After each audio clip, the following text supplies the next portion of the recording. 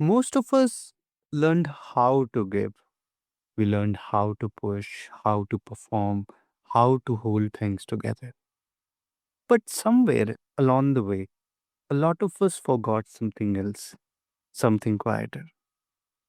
We forgot how to receive, how to let support land, how to trust someone else to hold the weight for a moment. And the strange thing is, the more capable we look on the outside, the harder this often gets.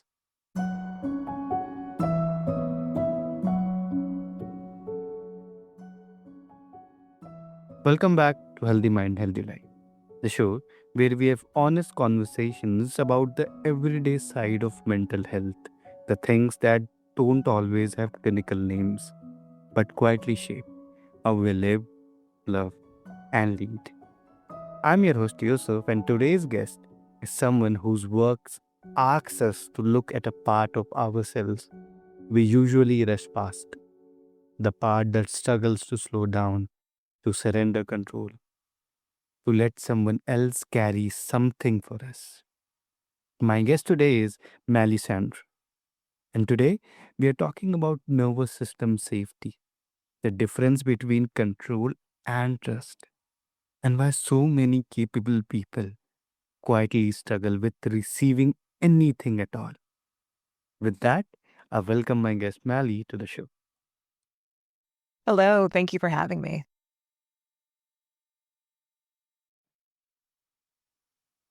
So, Mally, I want to start with a misconception because I think most of listeners have lived inside this one without realizing it. That there's an idea that being in control means being safe. That the more we hold the reins, the better off we are. From what you have seen, where does that idea actually break down? Like, where does control stop protecting us and start costing us something? That is such a great question. In my experience, from what I've seen, control is a control tends to be a symptom of fear. So when somebody is using control as a means of safety to an extreme, what that really is allowing your fear to Mhm. control you. So you are never fully in control. What is in control is fear. So you're actually in my opinion and what I've seen anecdotally, your fear is your master in those instances. And Mally, for someone who can't yet feel the difference between, you know, healthy responsibility and chronic over control, what is a sign that they have crossed the line? You'll find that somebody who has crossed that line will start to have even a physical manifestation of it. It will look I have seen where it takes the form of almost without, armchair diagnosing somebody, an obsessive, Mm. compulsive type of quality, you'll find that um, if if control is not seated or if they don't have full control of a situation, a physical response will occur, physically sick to their stomach, um, headaches, Mm. muscle strain. It's very much all connected in my experience. Mm. And that that really lands because so many of us have built whole lives, whole identities on top of control, and we never stop to ask whether we were actually safe inside it.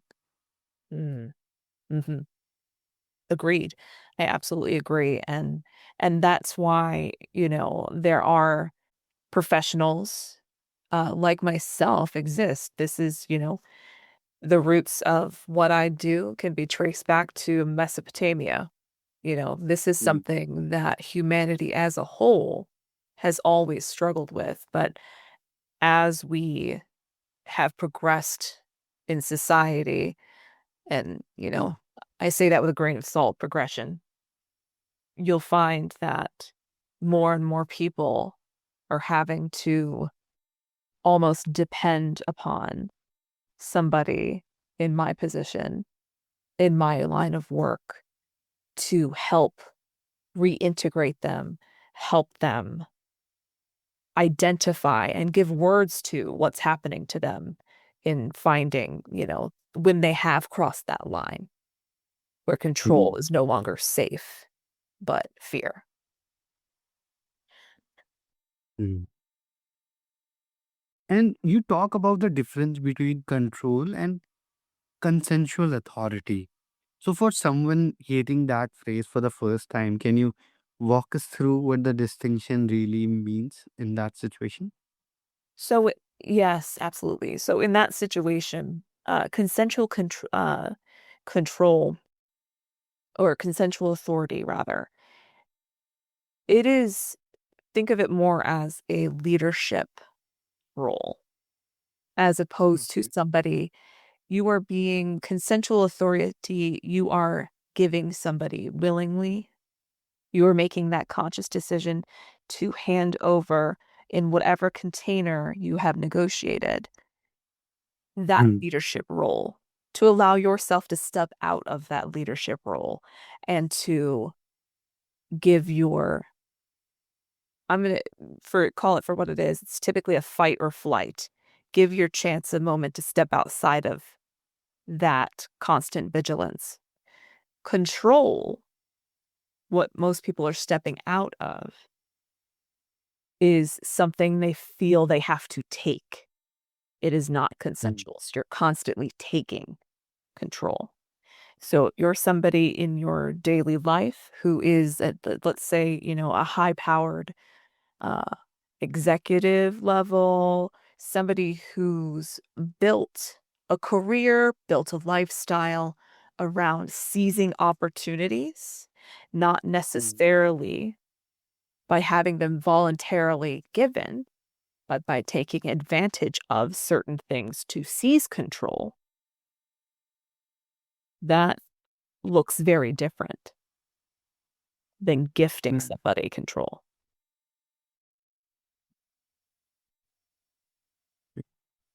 And and what do you think happens to the nervous system when someone has only ever known control and they suddenly meet a space where someone someone else is holding the structure for them?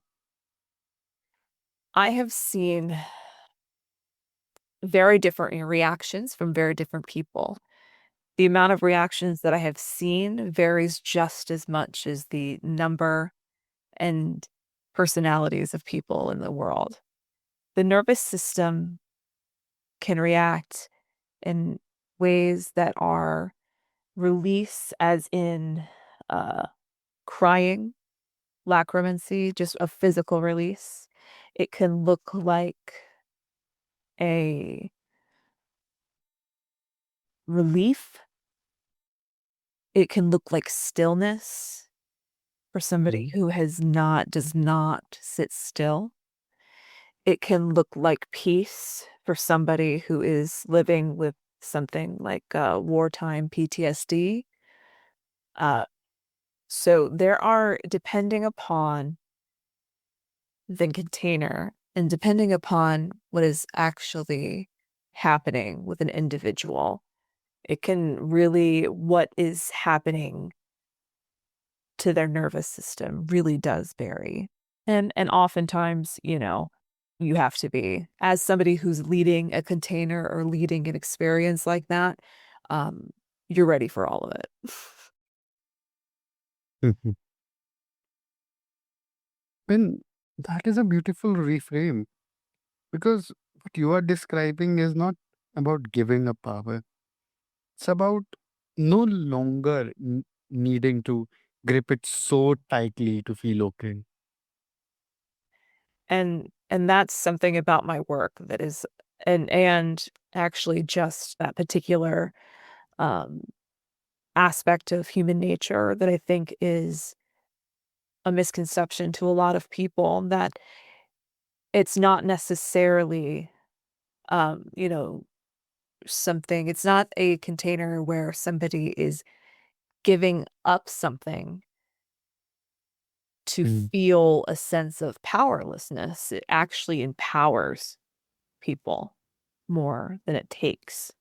So people within my care oftentimes feel more empowered when they leave because I've given them a break from either a societal stigma. I've given them a break from a societal expectation to allow Right. their nervous system to come back to a more even, y- playing field.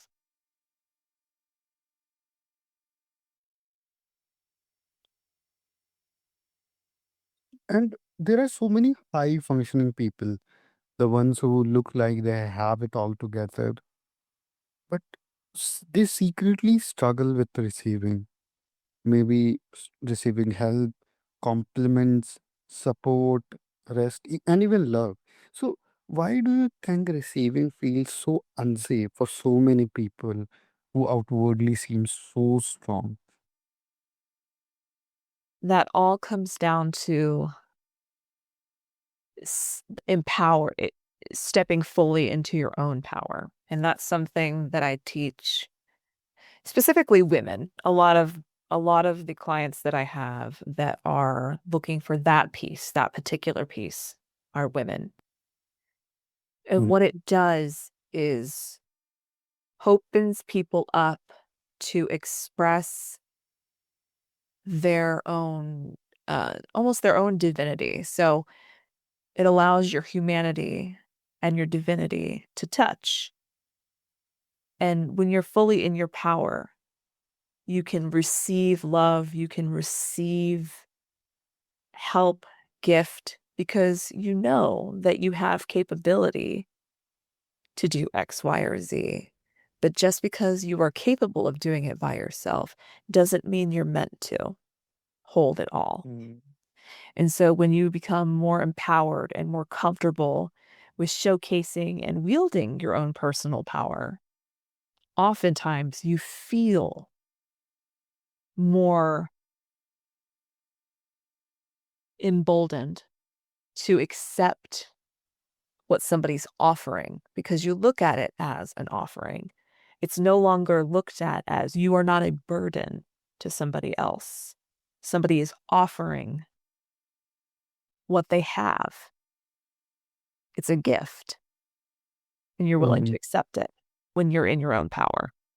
When you're feeling disempowered, you feel like a burden to yourself and to others, which is a lie that the universe likes to tell you and that your own internal monologue likes to tell you. Never once have I felt it's the truth. Okay. And is there any quiet way this shows up in their daily life that they might not even recognize as a receiving wound?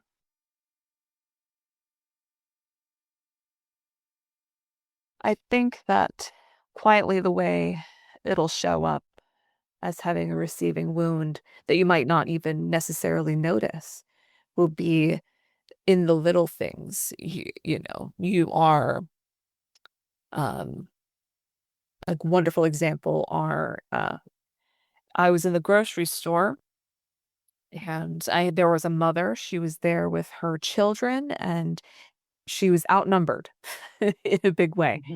And Yeah. um, in seeing her struggle, I offered to help her finish her shopping. Mm. And if in this moment, I am a stranger and I understand, but you could see on her face, she wants the expectation of society is that she can do all of it, that she can shop and maintain control of her children. Mm. and that me offering help makes her feel weak. And so she says, "No, thank you. Thank you. I really appreciate it, but no, thank you." So that seems like a common occurrence. But to me, Mm. that is a quiet way in which somebody who feels disempowered and has that wound would manifest every day. And that is such an honest mirror, because for a lot of us, achievement was never just ambition. It was a way to make ourselves harder to need anything from anyone. Mm, right. Power for people, power melts. Some people, power means self-sufficiency to the point that you are smaller. You are don't need help from anyone. You don't need the collective. You do not need. When in reality, in my experience, the most empowered people are people who are willing to accept the gifts, the offerings of help from people in their community. It builds strength in community Mm. versus, you know, weakness when you don't have those bonds because you're an island at that point. You feel isolated and less likely to reach out when there's a real need, right? So, stepping into your power, oftentimes, in my experience, means creating community and accepting those ties that bind. Mm.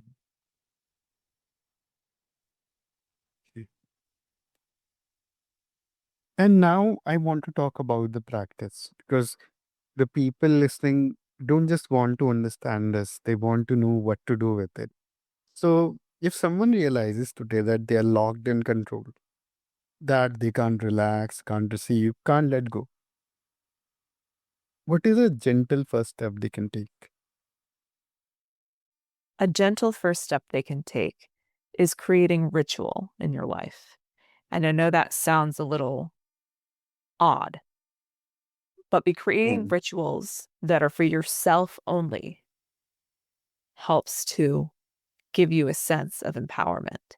And I'll describe one that I do that is early in the morning, and it's something that most people can fit into their life. Get up. The first thing I do is I do not look at my phone. Do not touch your phone. Make your morning tea.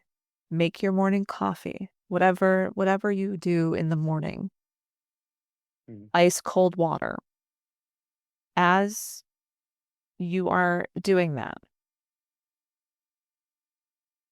you are giving yourself the moment. I call it mental journaling.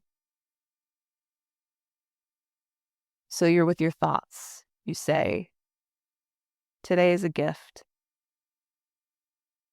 I have arrived. I am here, and I welcome what comes. It will be revealed."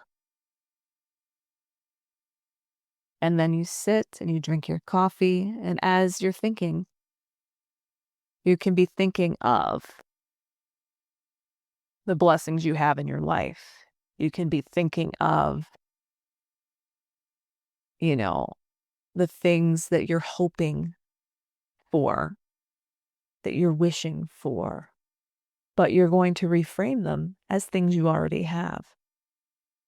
Mm. I have friends in abundance. I have the love of others. I am, not I can, and I should, and I want. You already have those things. And saying it out loud that these are the things you have, they can help bridge that gap and gently show you are in control because you've stepped into your power here. You have them. You've achieved it. You've done it. There's no need to do more. Congratulations. And just Wow. having a small ritual like that is so powerful, Mm. so impactful, and so simple. It costs nothing. It costs you 20 minutes of your time in the morning that you can use that instead of scrolling on your phone. Wow. You know what I love about your answer is that you're not asking anyone to dismantle themselves. You're just inviting to soften slowly in a way their nervous system can actually trust. Mhm. The biggest mistake I find that people make is thinking that their entire personality has to change. You're perfect the way that you are. What I'm inviting you to do when you empower yourself and when you are giving up control consensually or stepping fully into your power is I'm asking you to remember that you've always had it. It's always been there. You're not learning anything new. You're remembering.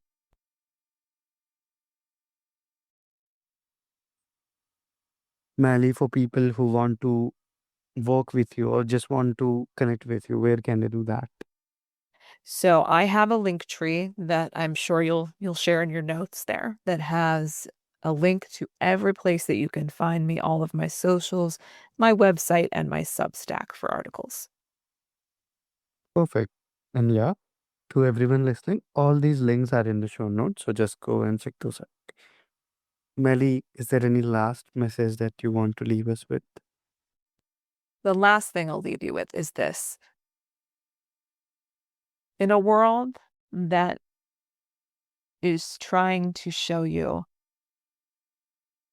what control looks like all over the world in the form of government and societal rules, I want you to remember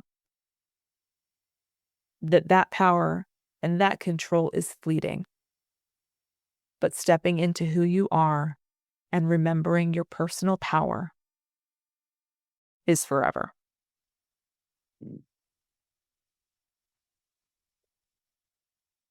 Melly, thank you so much for reminding us that strength is not about how much we can hold alone.